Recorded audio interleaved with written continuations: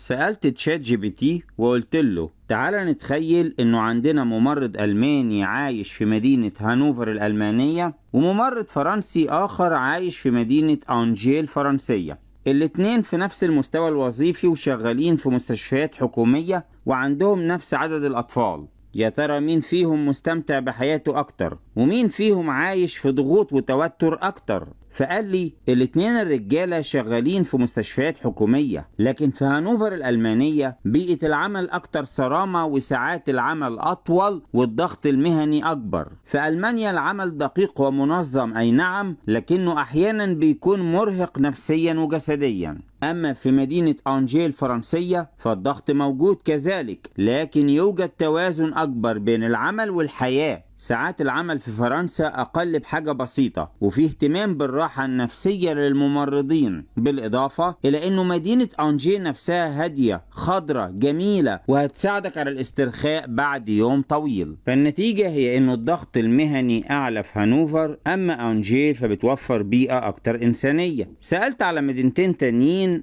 قلت بلاش المدن الصغيرة، نروح لمدن أكبر شوية وأكتر حيوية. مدينة شتوتجارت ألمانيا مقابل مدينة نانت في فرنسا. شتوتجارت مدينة صناعية قوية اقتصاديا، لكن الحياة فيها سريعة ومليانة زحمة. الممرض اللي شغال في شتوتجارت هياخد مرتب كويس جدا، لكنه هيدفع كتير في الإيجار والمواصلات وهيواجه ضغط كبير جوه المستشفى. في المقابل نانت مدينة جميلة على نهر اللوار، فيها حياة ثقافية نشيطة بس أقل توتر من شتوتجارت. الممرض في نانت ممكن ما يكسبش كتير زي نظيره الألماني، لكن تكاليف الحياة أقل في نانت والراحة النفسية أكبر والفرص العائلية أكتر. فالنتيجة انه في شتوتجارت الضغوط المهنية والمالية اعلى، اما في نانت فهناك توازن افضل وبيئة تحفز على الاستمتاع بالحياة. فخلاصة المقارنات هي انه الممرض الالماني في المدينتين هانوفر او شتوتجارت هيكون مضغوط ومتوتر اكتر، لكن الممرض الفرنسي سواء في أنجيل هادية او في نانت النشيطة هيقدر يستمتع بحياته اكتر. الفرق مش بس في الجنسية والمرتب،